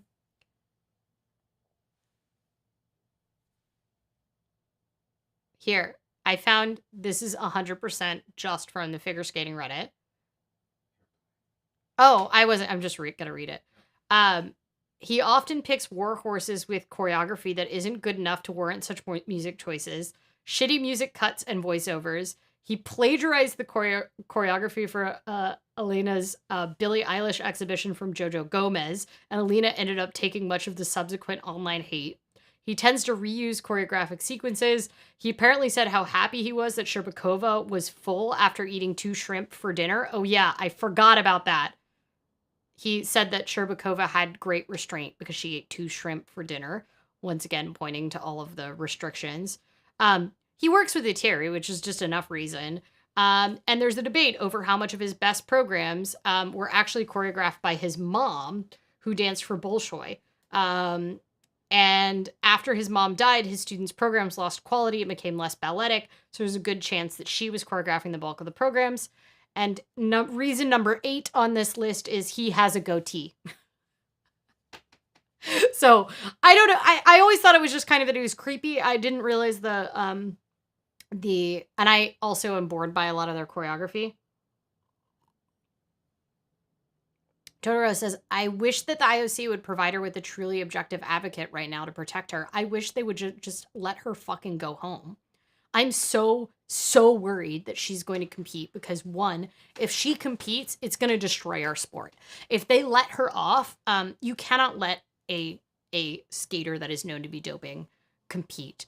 I wish that we could test all of these girls and, like, give them, you know, Dave Lease from the skating lesson, who I know is controversial to a lot of people, but he was saying that they should get hair tests. I don't think it's really fair to only impose that on one country's competitors, but the real question is, with a hair test, like, you would be able to see more of the history of doping. And I genuinely don't believe the other competitors who were from Eteri that were favored for winning both silver and bronze are likely to be clean. I think that they just have an undetectable amount of whatever they're doping them with. But, you know, they're still really talented skaters, and you can't kick skaters out that don't have positive tests. That's not a good, I don't think, fair. You know, let's not pick on teenage girls because they were born in the wrong country. Let's pick on them once they have a doping violation. But if Kamila skates, it is completely unfair.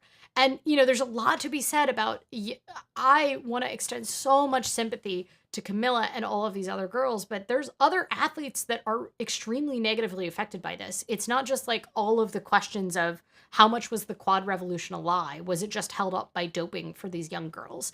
How much of all of these other skaters have burned themselves out trying to get the quads and the triple axels so they can compete on a national level, on an international level against these Russian girls that burned out their bodies trying to catch up with them?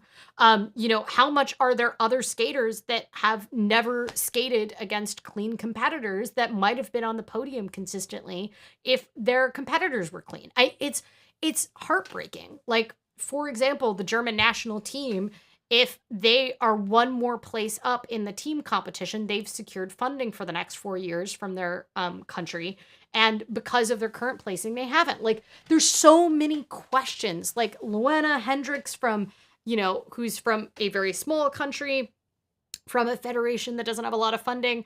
She probably would have been getting more funding if she'd placed higher in the international scene. And she is quite often come 4th or 3rd or 5th. And often to a lineup of Russian ladies, always to a lineup of Russian ladies. And, it's really a question. Squirrel Trapper says Russia's influence was on full display when the disaster that was Soka Nikova's free program scored more than 5 points than Yuna Kim's. Lol.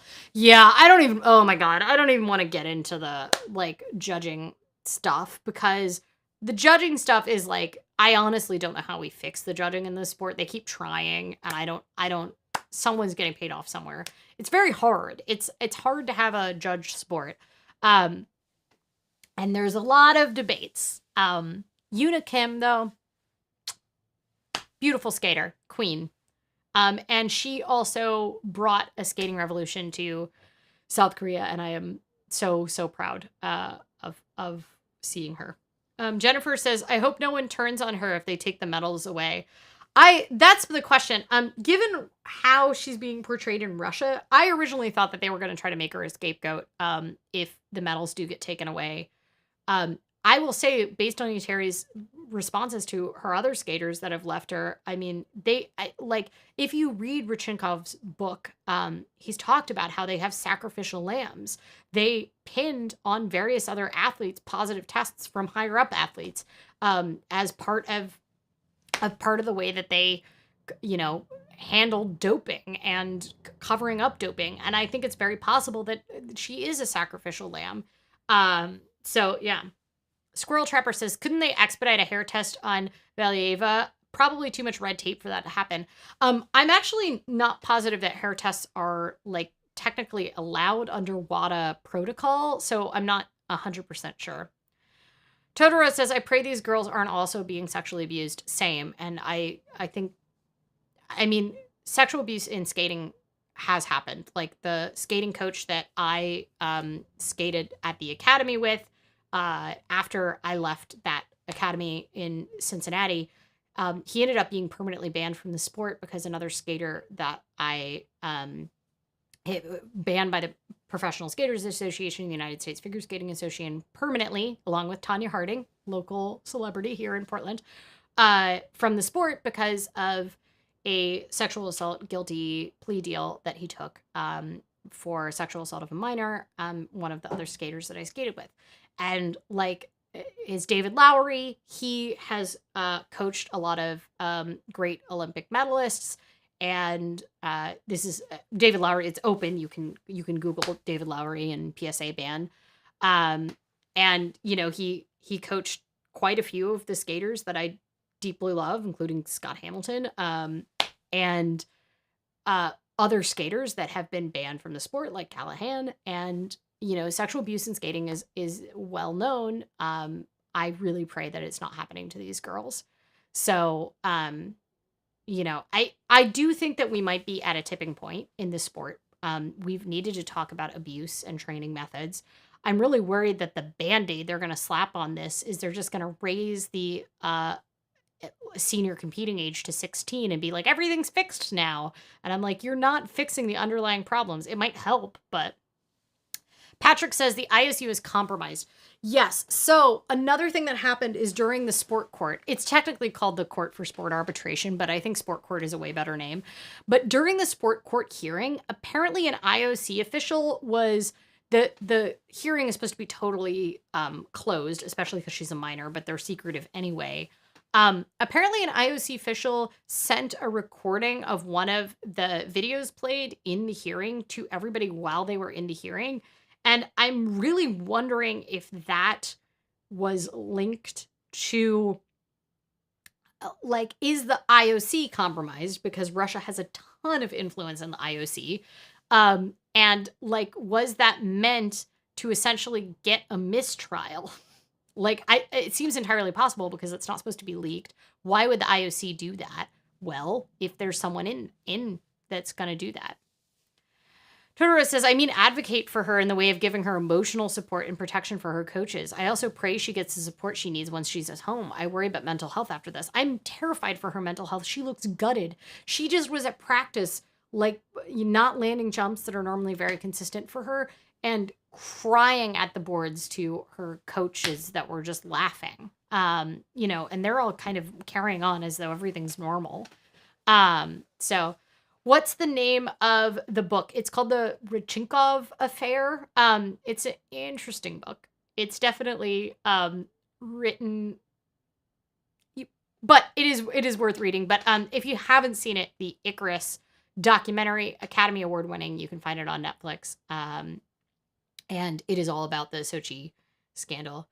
Squirrel Trapper says that even if Kamila did knowingly take the banned substance, you can't blame her. And what would she have done? Refused? Huge power imbalance. Agreed. I mean, I don't care if she knew or not. She was failed by her coaches. But it's representative of an abusive system. It's not just about her and one drug. And I think that I'm hoping that this is the tipping point with the reckoning that U.S. gymnastics had to have about, well, we're seeing skaters punished when they speak up in judging scoring. Oh, their accusations against abuse at the ranch, about Nasser, all of these things are kind of being brushed under the rug or taking too long or blah, blah, blah, blah, blah. For a long time, there were things happening in U.S. figure skating, including just abusive training practices. This isn't just Larry Nasser. Like, that's not, sexual abuse isn't the only form of abuse. And those were brushed under the rug. And I know it's really hard to watch gymnastics for a lot of people, but I will say that the sport did finally it took too freaking long, but it did reconcile with itself. And I think that figure skating is gonna have to reconcile with itself. I really think we need to raise the age for international senior competitions, but that can't be all we do. I'm supposed to eat this donut at some point, y'all. Have we gone on too long? Oh my God. I said it was going to be a short stream. It's not a short stream. I do actually need to get to watching the free skates here. But I will try this donut. So I'm going to put the donut cam on so that we can do this really quickly. But put any questions that you have into the chat while we do donut cam. So this is a strawberry cheesecake fritter. And it's vegan. And yeah, we'll see. It's very pretty. It's huge. It's okay. I need to drown my sorrows from this week.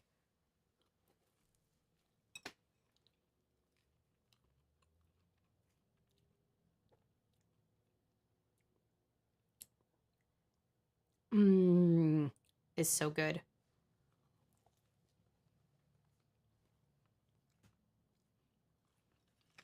It's very fluffy on the inside. Jetty says children can't give informed consent for taking medication. Even if a minor knows they're taking a banned substance, they are a minor. Therefore, cannot give informed consent. She's 15 freaking years old. Also, like, they've been feeding them vitamins and powdered substances and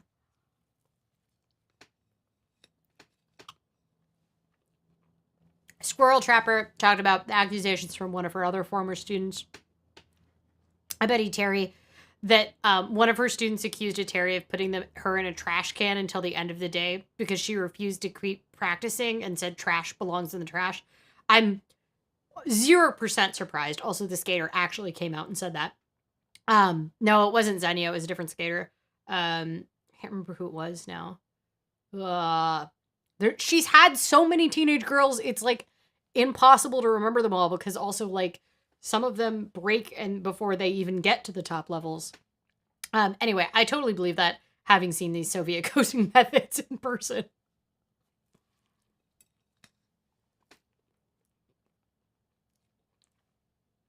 It might have been Polina. All right. I don't like the glaze on the top, but I've gotten to the real strawberry now.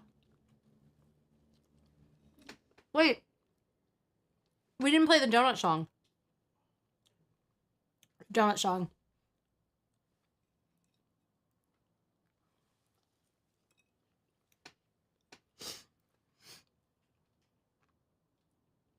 I thought the donut song was going to start, so I took a big bite, and then it didn't start.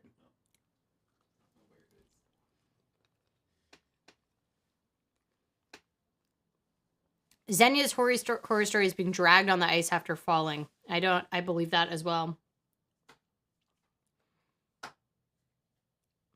Jetty says, as a teenager, I was obviously much more rebellious little shit than whoever that skater was. If someone called me trash, I'd walked away with a huge F you and not come back. Here's the thing. Your housing is controlled. Your funding is controlled through Eteri. Your family is quite often linked to it. You want to go to the Olympics. And you're not from within the West. You've got to understand that it's just a different mentality around the way that skating is done in a lot of these more autocratic countries. It looks like a huge bread loaf and looks yummy. I don't like this glaze. I gotta say, there's just too much glaze. It kind of makes it too sugary. It's huge, though. It's nice and fluffy on the inside. Totoro says, we must have a follow-up live once a decision is made all about it. Well, if we just keep streaming until 10 p.m. my time. No, I do want to go watch the free dance. You know, before this stream, I was like, I'm not prepared. There's so much stuff I want to talk about. And it turns out I could talk for an hour and 45 minutes about this. So. Okay, here's the donut song.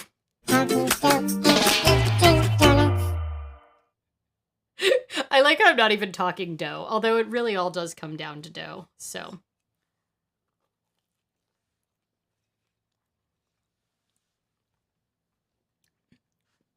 Yeah, but maybe I will do a follow-up live. The big problem, my sleep schedule is going to be fucked this week anyway, because everything's at 2 in the morning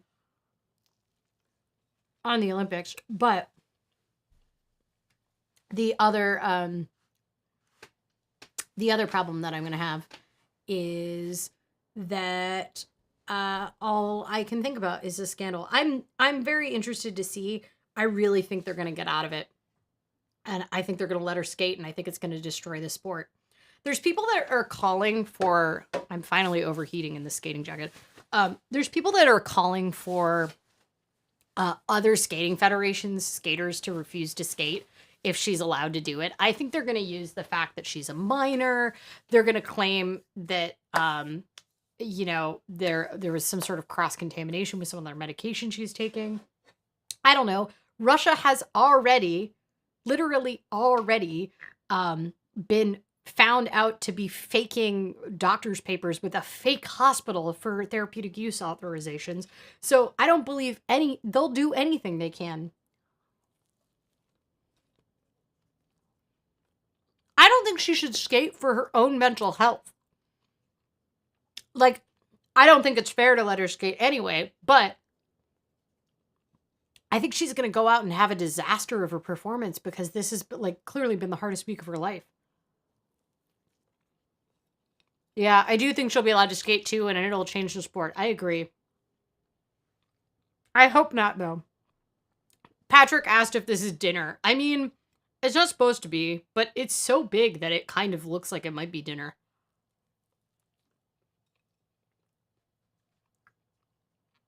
I've got my bourbon here, which is the non-alcoholic bourbon flavored tea, but it does have caffeine in it, but I figured I have to stay up late for this decision anyway. Oh, Patrick said thoughts on the NBC announcers. So I love Johnny Weir as a skater. As a personality, I have my issues with him. As the person running the stream can testify, they have heard me shouting at Johnny and Tara several times during the Olympics to be like, will you two just shut up? And Johnny has been kissing the butt of Eteri. NBC also flew Johnny out to Russia pre-Olympics to do a puff piece all about Eteri that was just kissing the butt of Tutberidze and Sambo 70, which is the name of her school. And I think it's I don't think that documentary is ever going to see the light of day because I'm sure they were going to air it during the women's competition as a puff piece. And it's almost definitely not going to come out now with everything that has had with Kamila. The reason they sent him, in addition to being one of their figure skating commentators, he's fluent in Russian. And he also had he had a Russian coach. So he kind of knows the style, but he has been doing a lot of praising it. I will also say that Tara, he hasn't really been speaking up very much about it. He tried to use the same, there are all these people calling him out for how much he's praised Eteri in the past when it was been pretty well known that she has pretty screwed up methods. And he used she's a minor, so I, didn't want to say anything sort of line, despite the fact that it had already been announced in a press release by the time he said anything. We've seen a lot of commentators kissing the butt of Eteri, despite the fact that it's been, until this week, it was considered a fringe opinion to have in the figure skating fan community that Eteri was not a good coach, right? They were not the majority. And I would still say that there is a lot of support. It depends on which figure skating fan community you go on online and whether or not it is dominated by Russians and Ukrainians, about whether or not there is a lot of praise for Eteri. There's a lot of Eteri apologists in the world, and NBC is one of them. My biggest issue is how I have now heard, just even in the puff pieces from this Olympics about different skaters, how many times Tara Lipinski says that a skater is a once-in-a-generation talent. And I'm like, they can't all be once-in-a-generation talents. It's just statistically not how it works. I will say, I think Kamila is exceptional. Do I think that she would have been as dominant at this age if she had not had the assistance of doping? Possibly not. We'll never know, which is the damn shame about it. I think it's very possible that she would have actually had more time to develop herself artistically. And, if she didn't have a medication that allowed her to run 12-hour run-throughs while being undernourished, she maybe would not be able to land the amount of quads that she can land. And I do think that her skating technique is really rough. Oh, I thought you said you were drinking bourbon. Haha. No, it's bourbon. It's my own brand of tea. I don't drink. But it tastes like whiskey. Jennifer says, I wish NBC would just do Leslie Jones. She'd say the truth. I do love Leslie Jones, and I wish that they would give her something since they've been giving her crap. I will say she isn't a good technical commentator because she has no idea what she's talking about. So I don't want that. Yeah. Thurine says, how many generations in a generation, Tara? Maybe she's going by Eteri's definition of generation. Each generation is 2 years long for each crop of teenagers that come up. Totoro says, he did say the adults have failed her. I agree with that, but he also said it about 4 days later than everyone else. And I don't know how much he gets to say this now when he has been praising her methods for producing Russian skaters that we all knew were suspect and were burning out skaters. It's out there in the open. If Johnny didn't notice it when he's going and training there, and we can all notice it from the sidelines, then I don't know how much he gets to say, oh, the adults have failed her 4 days late after several other people when for years he's been propping up all of this. Thoreen says she shouldn't skate for her own sanity because even if she does good, she'll have something to say. She's in a lose-lose situation. I will say, so sports.ru is not normally known for their unbiased skating coverage. And I think they were the ones to actually break the story. But I will say they did a very good piece where it was like, you know, they were kind of addressing some of the, sometimes they literally push conspiracy theories about Russian sports, particularly figure skating. But they did a pretty good FAQ that was like, isn't this interestingly timed? You know, did they just do this? Like, is this part of a Western conspiracy to take down Russia? And they were like, here's the thing. There's no good time for doping. There is no good time to get a positive doping test. It's always going to be unfortunate. If they had it come out before the Olympics, they would have said it was to take her out of the Olympics. If they had it come out after the women's skating program at the Olympics, they would have said it's to take away her medals. If they had done it, if it had come out right after Russian nationals, they would have said it was, it doesn't matter. There's no time at which this would have been a good time. So Squirrel Trapper says, I'm praying that NBC shows at least the top 10 skaters. I want to see Kaora's Gladiator program and Wakaba's amazing Lion King program live. Same. I'm definitely going to be watching on the Peacock app rather than the primetime TV. Partially because if you watch on the Peacock app, you don't have to deal with the commentators. I actually prefer the commentators for ice dancing just because I'm not as confident at the judging ice dancing and everything. It's like way harder to judge. And I know more about, even though I'm theoretically switching to ice dancing because I'm an old now, I am way worse at understanding the judging for it. So I kind of like to have the commentators, even though I'm annoyed by them. Some people use a VPN to get the CBC stream because they really like the commentator for the CBC. So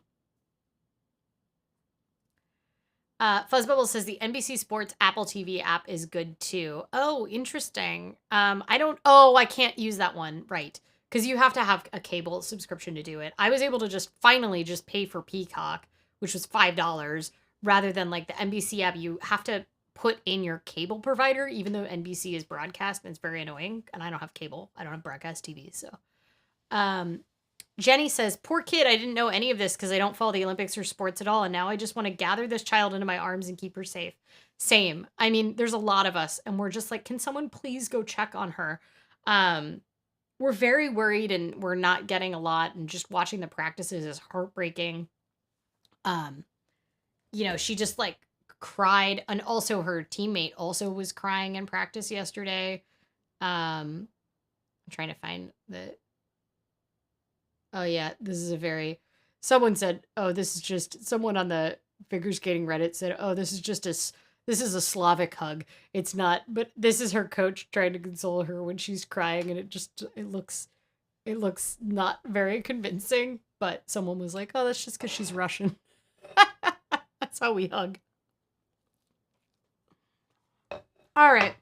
I'm going to go watch the free dance and be very paranoid. Waiting for the ruling to come out of sport court. I really, really hope they do not let her compete. No one's going to be happy about it.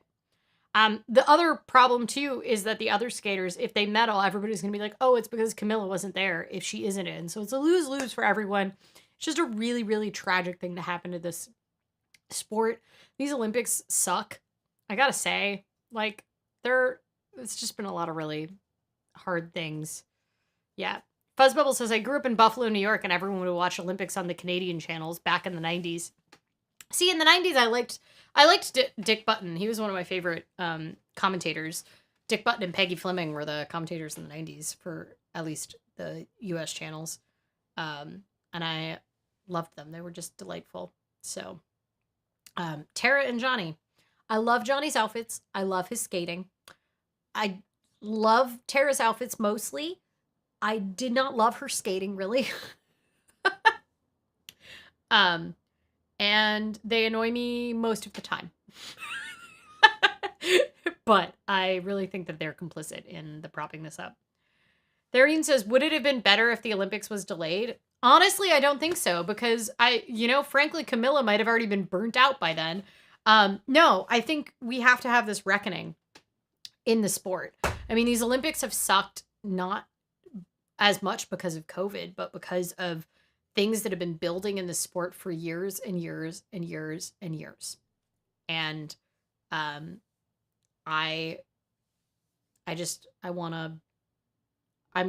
glad a reckoning is happening, but damn, it was depressing to have it happen at the Olympics.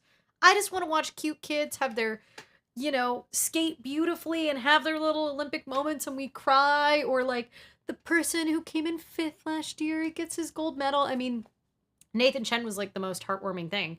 Also, I will say, Yuzuru Hanyu coming back for another Olympics as 2-time gold medalist. Like, I love his skating, and it was delightful to watch him, but his fan use as the collective noun for Yuzuru Hanyu fans are like toxic as fuck, and they were saying terrible things online about Nathan Chen. And it's just brutal, and on TikTok. There's just a lot of people in his fan camp that are like really into him, but not really into the sport of skating. And but he's still a delight to watch, and I was blown away by him coming back at 27 or 28, I think 27, and trying for the quadruple axel, which no one has done before, and doing it at the expense of getting on the podium. He just so desperately wanted to try to be the first to land it. I really hope he goes to Worlds and tries to do it, because he was so close in that program. But I just have to respect someone that's trying to push that sport. Also, he does not pre-rotate his jumps, and he literally said he couldn't if he tried, because he was taught proper jumping technique. He is like the opposite of pre-rotating. So, Therian says there was an Eteri skater in the juniors who was hoping for a delay because of the pressure for this Olympics. I mean, anyway. Let's all just be free of it. My donut rating, by the way, it was kind of late, but I think my donut rating is 3 out of 5. It's not that great. I thought it would be better. I like strawberry cheesecake, and I like vegan donuts, so I really thought it would be better, but this is not the best.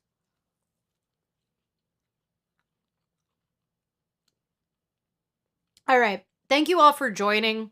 Thank you for indulging. Thank you to the new faces that I saw. I don't know if some of you popped over here from the figure skating world. There were definitely some knowledgeable people in the chat. It was a delight to have you all. We stream every Sunday night at 5 p.m. Pacific, 8 p.m. Eastern. Usually we talk about something kind of like economics or finance related. Sometimes we talk about planners, and we always eat a donut. And usually we look at a cat. And I just wanted to talk about figure skating because it's the only thing I've been thinking about this week. So thank you all for coming in on this journey.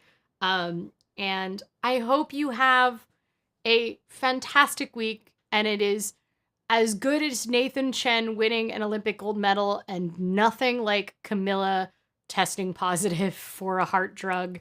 And I will definitely do at least a little bit of a recap at the live stream next week. Darine says, I came here for the Hobonichi content, but ice skating made me chatty. I'm sorry I didn't deliver any. Here, I'll put the Hobonichi up so that you can feel... Here, let me take my paycheck. Look, there's the Hobonichi. It's sitting here. Yeah, thank you all very much for talking about this. Jenny says, I hope this week is better in your sport. I mean, I really hope it can go nowhere but up, but I think it could get much, much worse before it gets better. So, all right, let's go watch some ice dancing, and I will see you all same time, same place next week. Please stay hydrated, pet a cat if you have one available, and I'll see you soon. Bye.